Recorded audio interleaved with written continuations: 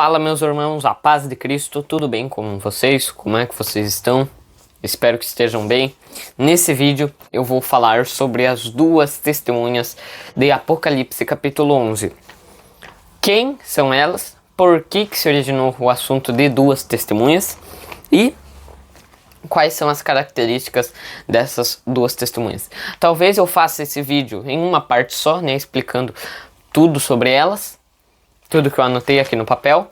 Talvez eu faça dois vídeos, um para explicar quem são elas e outro para explicar quais são as características dessas duas testemunhas. O texto onde fala que haverá duas testemunhas no tempo do fim é Apocalipse capítulo 11, já é um texto que a maioria de vocês estão bem familiarizados já. Mas eu vou ler aqui para estar explicando passo a passo, ok? Só que antes da gente ler Apocalipse 11, eu queria ler aqui com vocês Isaías 43, verso 10, que vai dizer assim: Vós sois as minhas testemunhas, diz o Senhor, e meu servo a quem escolhi, para que o saibais e me creais e entendais que eu sou o mesmo e que antes de mim Deus nenhum se formou e depois de mim nenhum haverá. Então o profeta Isaías já fala, Deus falando através dele, vós sois as minhas testemunhas. Quem são as testemunhas? As pessoas. No contexto ele está falando para Jacó, para Israel. Então é o Israel de Deus que são as duas testemunhas, ok? Mas há várias interpretações de quem sejam as duas testemunhas. Há quem diga que essas duas testemunhas são Moisés e Elias, por causa das características que as rodeiam. Há quem diga que seja Elias e Enoque, porque são duas pessoas que não morreram e ao homem é dado o direito de morrer uma só vez, vindo depois disso o juízo, logo, eles não morreram, eles têm que vir morrer. Há outros que interpretam que essas duas testemunhas é Antigo e Novo Testamento, é das duas tábuas da lei que estão como testemunhas, né? Há várias interpretações aí. E há uma interpretação que eu acho a mais coerente com as escrituras, de que essas duas testemunhas sejam dois povos, sejam as duas casas de Israel, beleza? Então, Apocalipse 11. A partir do verso 3. E darei poder às minhas duas testemunhas, e profetizarão por 1260 dias vestidas de saco. Estas são as duas oliveiras e os dois castiçais que estão diante do Deus de toda a terra. E se alguém lhes quiser fazer mal, fogo sairá da sua boca e devorará os seus inimigos. E se alguém lhes quiser fazer mal, importa que assim seja morto.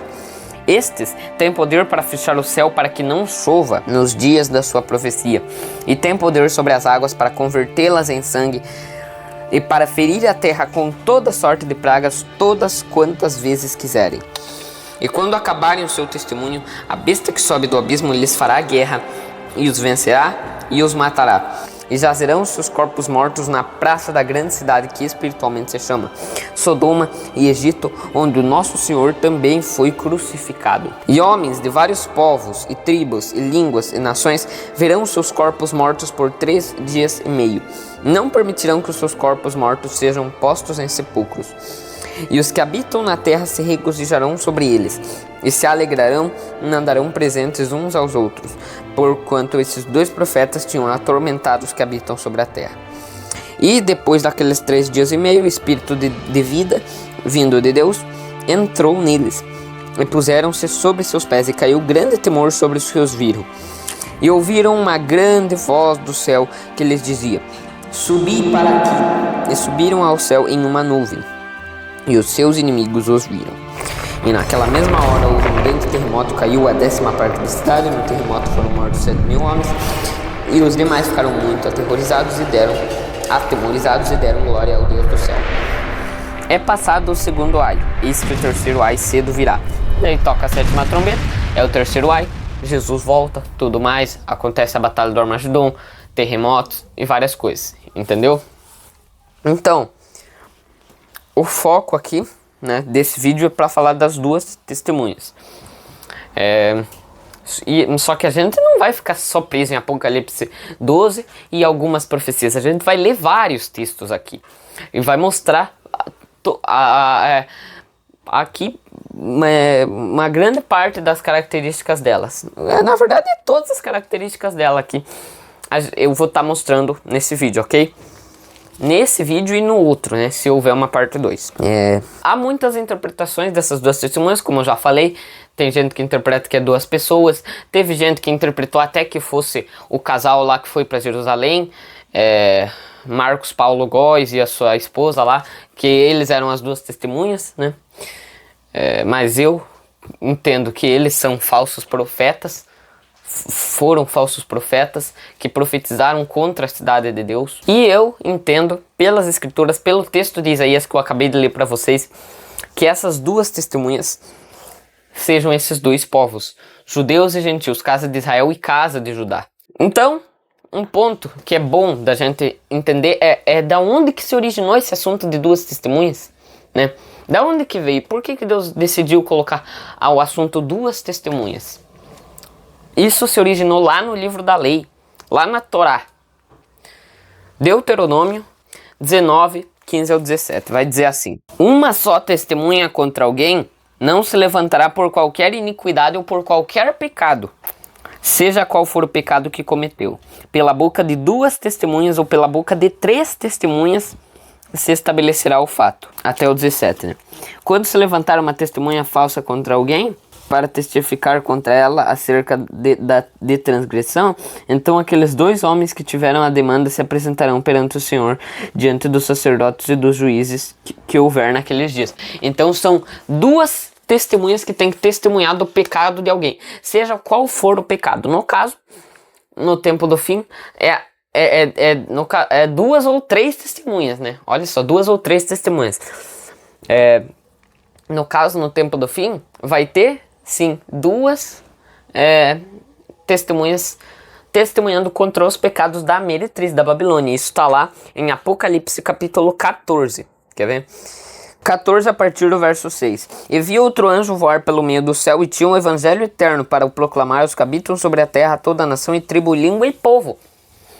É onde as duas testemunhas vão estar morrendo. Se elas vão estar morrendo é porque elas vão estar pregando. Você lembra que lá homens de todos os povos, tribos, línguas e nações veem os corpos dela mortos? Então, é porque elas estão pregando para todas as nações.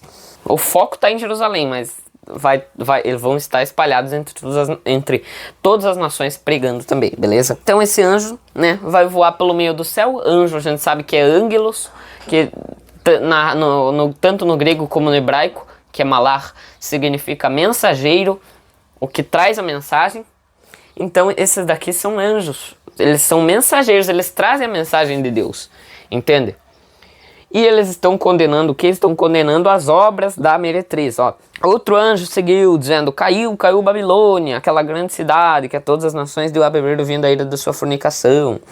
Daí no verso 9, seguiu o terceiro anjo, dizendo com grande voz: se alguém adorar a besta, a sua imagem, receber o sinal na sua testa ou na sua mão, ele beberá do vinho da ira e será atormentado com fogo e enxofre, aquele que receber o sinal do nome da besta, enfim. Ou seja, elas estão testemunhando contra essas obras da meretriz. Ou seja, duas testemunhas testemunhando contra as obras da meretriz, contra o pecado dela de fornicação, de dar a beber aos reis da terra do vinho da sua prostituição.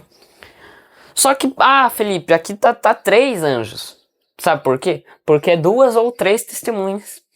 E não vão ser só essas duas testemunhas que vão estar testemunhando. Tem mais uma terceira testemunha, que é a fiel testemunha. Se lembra lá de Gênesis 1? No princípio criou Deus. No princípio, Jesus é o princípio. Então aí já é uma testemunha. Criou Deus o céu e a terra.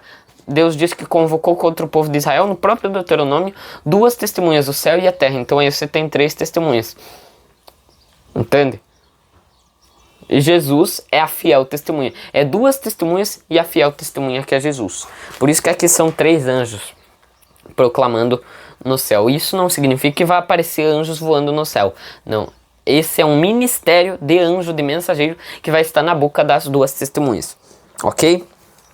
Então, esse Apocalipse 14 é o mesmo capítulo que já vai antes falar dos 144 mil selados.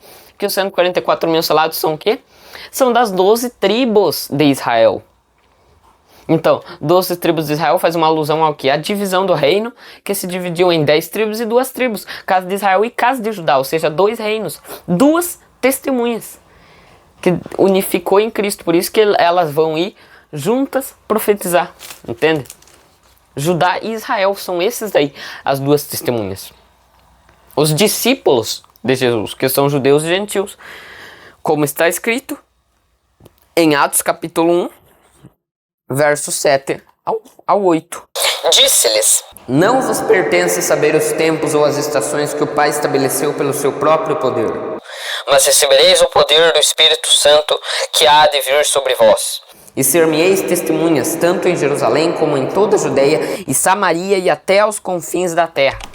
Ou seja, olha, serão as testemunhas em Jerusalém, na Judeia, em Samaria até aos confins da terra. Ou seja, se elas são testemunhas até os confins da terra, elas estão espalhadas por toda a terra. E hoje a gente sabe que não é só a casa de Israel que está espalhada. Judeus também estão espalhados sobre toda a terra. Né? Tem judeus que estão lá na Rússia por causa do negócio ali que aconteceu naquela guerra mundial, onde o bigode lá, o Hitler, fez o que ele fez. Então, os judeus foram lá, moraram na Rússia, enfim, moraram em outras partes do mundo.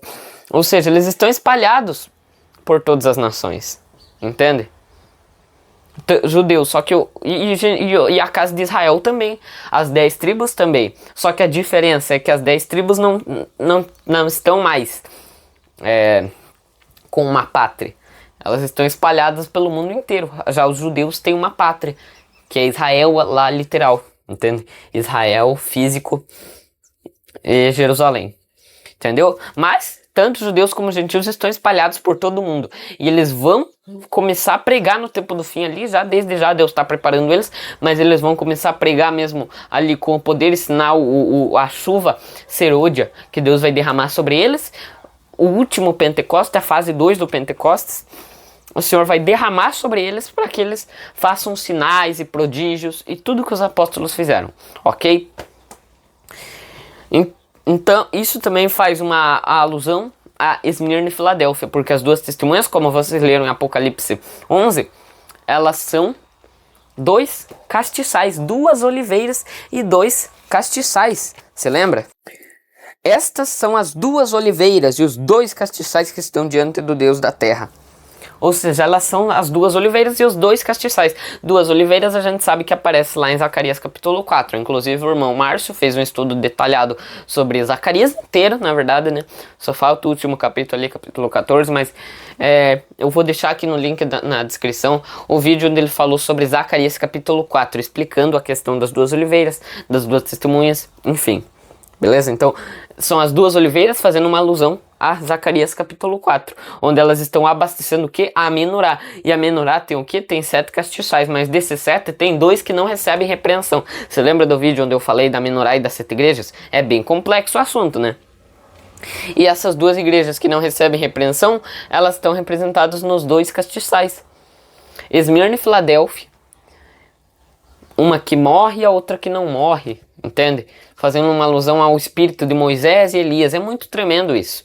Então, aí já mostra que são igrejas. Esmirna e Filadélfia são igrejas, não são 2 homens literais. Não é um casal que foi para Jerusalém. Não é 2 tábuas de pedra, não é Antigo e Novo Testamento, não é Moisés e Elias, não é Enoque e Elias. Não. É o espírito de Moisés e Elias em 2 povos, judeus e gentios. Vós sois as minhas testemunhas. Então, é isso. Fique na paz de Cristo e vamos partir para a parte 2, ok?